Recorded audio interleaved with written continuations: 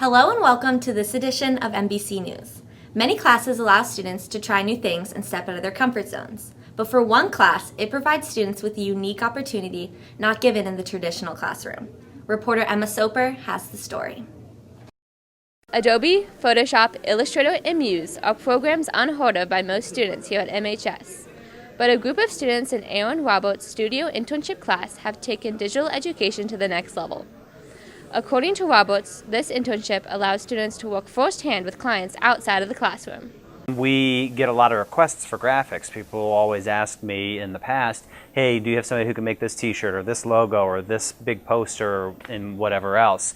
And we would sometimes be able to, but other times our students would be involved with lots of other projects. We got to the point where we had so many of these projects coming in from the outside that it made a lot of sense with what we were talking about with experiential learning to create this internship-like opportunity where students are creating work for real-world clients. They're getting the feedback from the client, they're communicating with the clients, they're learning what it's like to actually get feedback from someone other than their art teacher on their artwork. Senior and art director Jessie Dibb has worked within the studio pursuing her passion of digital art in the ways of a non-traditional classroom. My favorite part about the class is definitely the relationship that we have with our clients because it's run very much like a business. This isn't run like a class. We don't have a teacher who just stands up there and teaches us certain things on the curriculum. We have different jobs, we have different roles, and we really work with clients to get what they want, to help them get what they want while also taking creative license and being able to develop our style as artists. A hands-on, student-run business giving students the opportunity to expand their creativity and show their abilities in digital image design. I'm Emma Soper, MBC News. With many musicians in the school, one student stands out with her love for the piano. Reporter Shranya Vajala has the story. Everybody has a dream, whether it be playing in the NFL, performing on Broadway, or even inventing a time machine. But for most people, those dreams remain exactly as that, a dream. One Mason student made her dreams into a reality through hard work and dedication.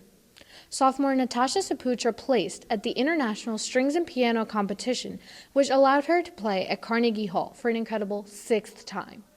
Although performing at Carnegie Hall takes a lot of hard work, Saputra balances her academics and extracurriculars as well as music. When at school, I try to finish my homework. Like if I get to a class early or something, I try to finish my homework then so I don't have as much homework later.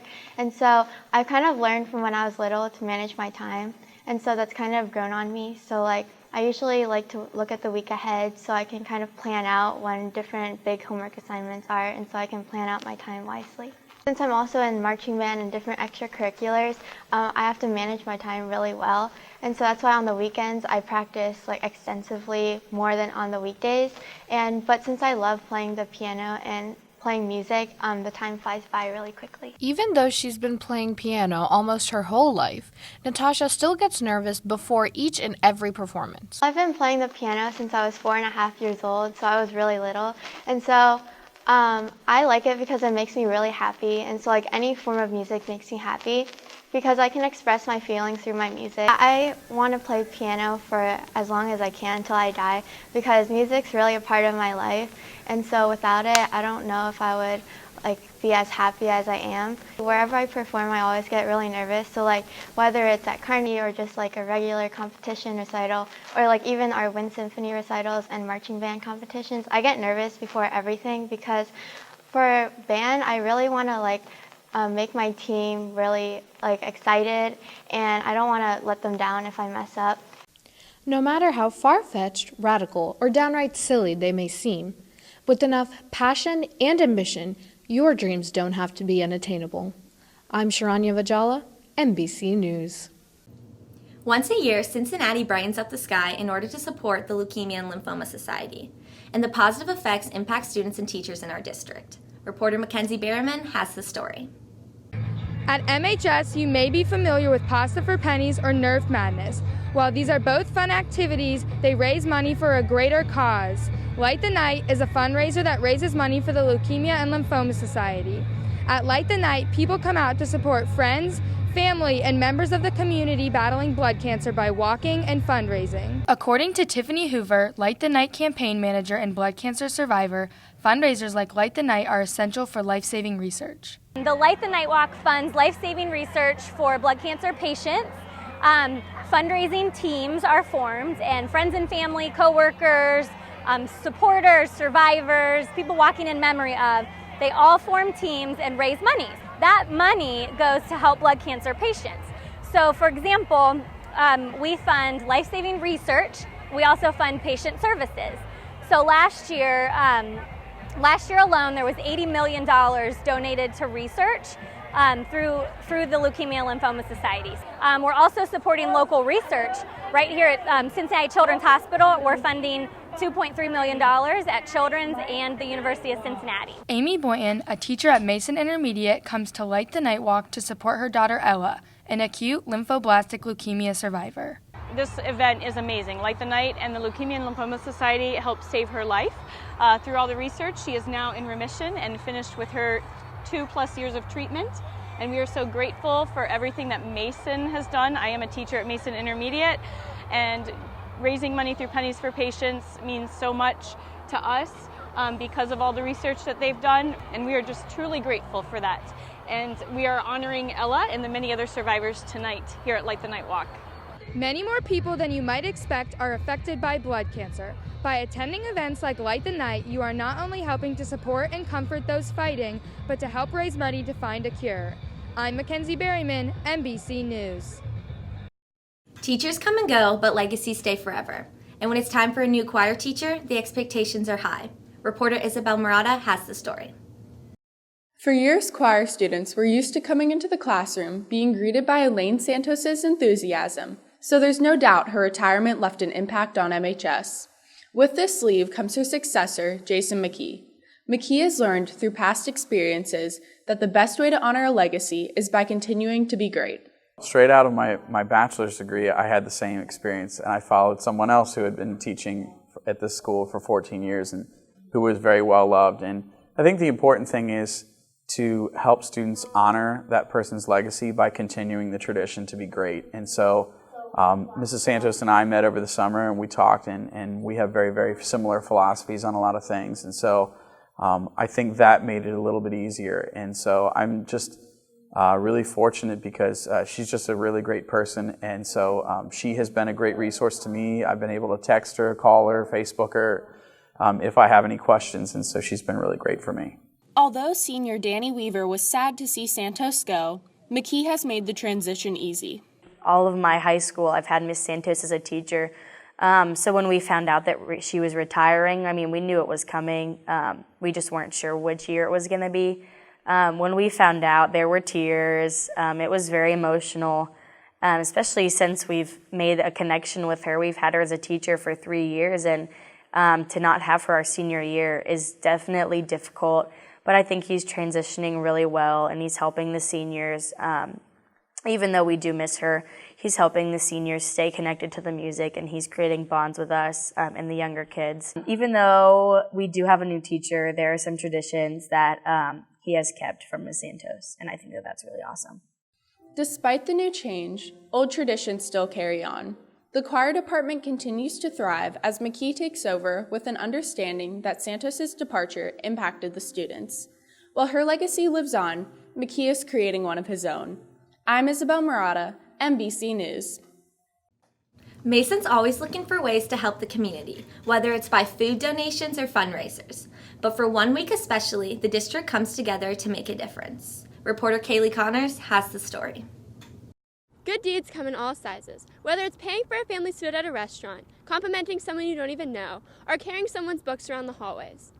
At Mason, we have Make a Difference Week, where each school in our district participates in a project and sets goals to help people around Mason in need.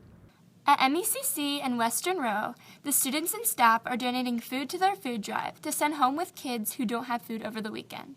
At Mason Intermediate, they are collecting coats and winter wear to make sure the kids in need are warm. At Mason Middle School, they are doing something very similar during this project, but they are collecting gently used athletic wear. And here at Mason High School, we collected money for the food drive. And all these items were dropped off at the Community Center on National Make a Difference Day, October 24th. During this week of giving, the head of the food drive, Barbara Tillery, has noticed a big impact made on the little kids with big hearts. I think it has a positive effect on our students. We talk to the kids a lot about being kind, and we use a program called Filling Each Other's Buckets. When they do a kind thing for someone, it fills their buckets as opposed to being a bucket dipper. And so I think that knowing that by giving this food they're helping other people, it has a positive impact on them. According to Jeff Schlaeger, the to-do list is long and the goals are set high for Mason High School for this year's Make a Difference Week. Our goals for the week are, there's kind of an overarching goal, which is to raise a lot of money for the Mason Food Pantry to help people in need. But to me, there's different levels beyond that. It's really bringing the school together around a cause, getting everyone together as one community, knowing that, you hear a lot of, oh, this doesn't happen in Mason, or, we don't have these needs in Mason. We do have a lot of needs in Mason, and I think this is a good week to get people, together, but also realizing that if we come together, we can help a lot of people for a long time. Anyone big or small can make a difference. And because of the efforts made by Mason students, people are receiving what they need, and hearts are being changed. As you know, Make a Difference Week is one specific week in October, but it doesn't just have to be. Make every one of your weeks make a difference. I'm Kaylie Connors, MBC News.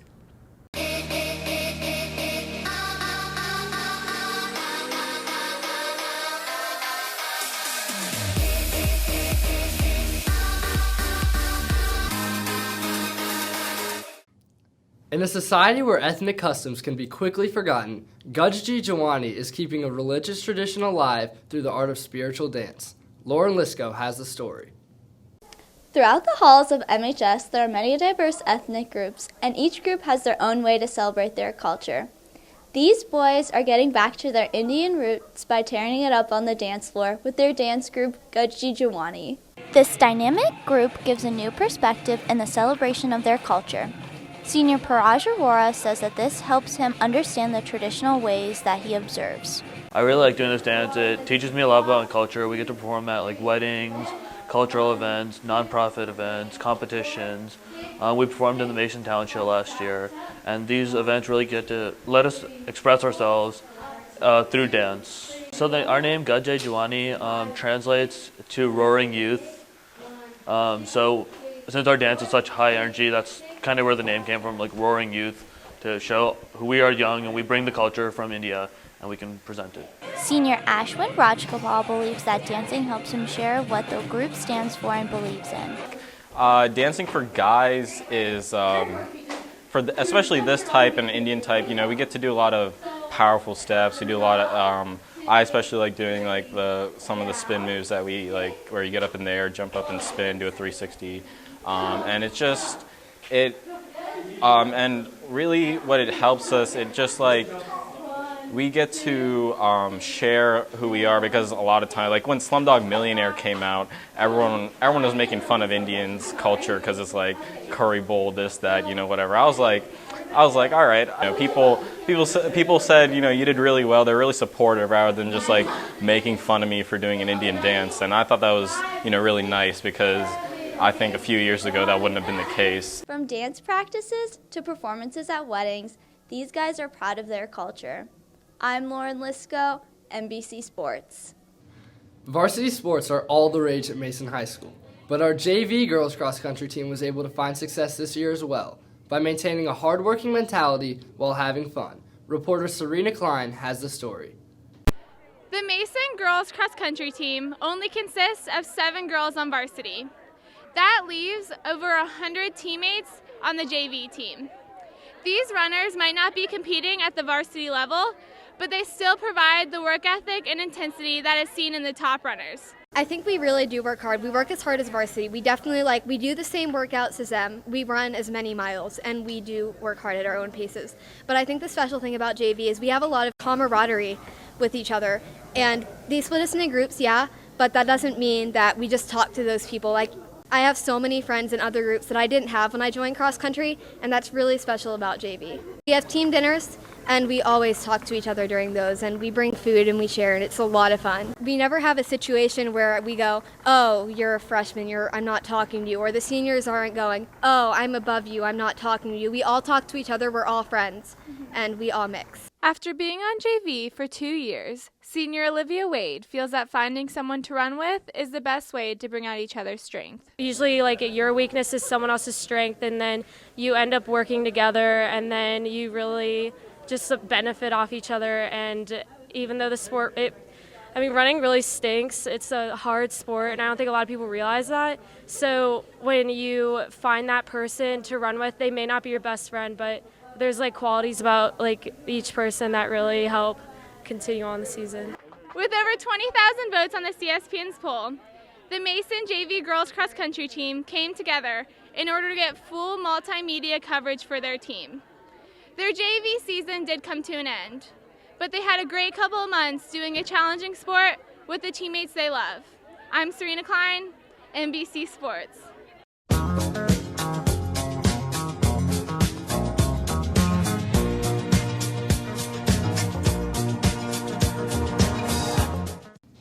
You may fall out of the sky or you may fall out of a tree, but the best way to fall is in love with these pickup lines. Here's Lauren Banks with today's Kids in the Hall. At MHS, slang is something to brag about. Everyone has their own ways of picking up dates. Good and bad pickup lines are used on the daily. So we ask you kids in the hall, what's your best pickup line? Are you a broom because you just swept me away? Are you a parking ticket because you have fine written all over you? That's for her boyfriend. Hi, my name is Joey, and how you doing? Oh, you just dropped something. It was your standards. My name's Chevin. How are you? If you are a vegetable, you'd be a cucumber. How you doing, baby? If you were a fruit, you'd be a pineapple. I gotta go. Did you just fart? You blew me away. I have lots of money. Can you hold this for me? Matt, come in. If looks could kill, you'd be a weapon of mass destruction. Hey, are you from Tennessee? Because you're the only 10 I see. Even though most of us aren't from Tennessee, I give these pickup lines a 10. Looks like MHS sure knows how to reel them in. I'm Lauren Bangs, NBC News. Before we say goodbye, here's Mr. Dinan to transform your high school career on this segment of Teacher Time. I always wonder what I would say if I could go back to when I was in high school. Is there anything I would tell my younger self? I think I lived a lot of my high school life stepping out of the batter's box when I would go. I lived a lot of my life scared of things that I shouldn't have been scared of. And as I've grown up, I realized all of those things I was worried about, I didn't need to be. And that's my challenge to you.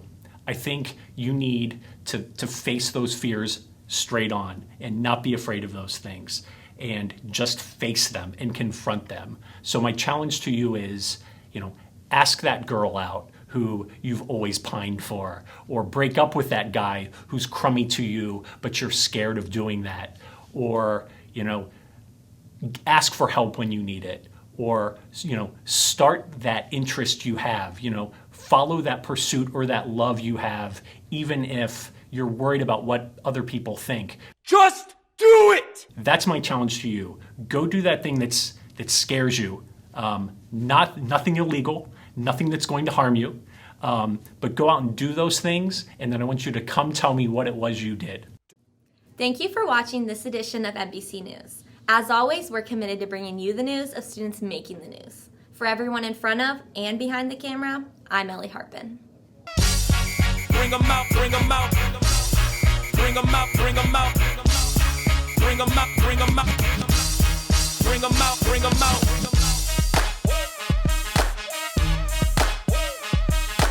Don't let your dreams be dreams. Yesterday, you said tomorrow. So just do it!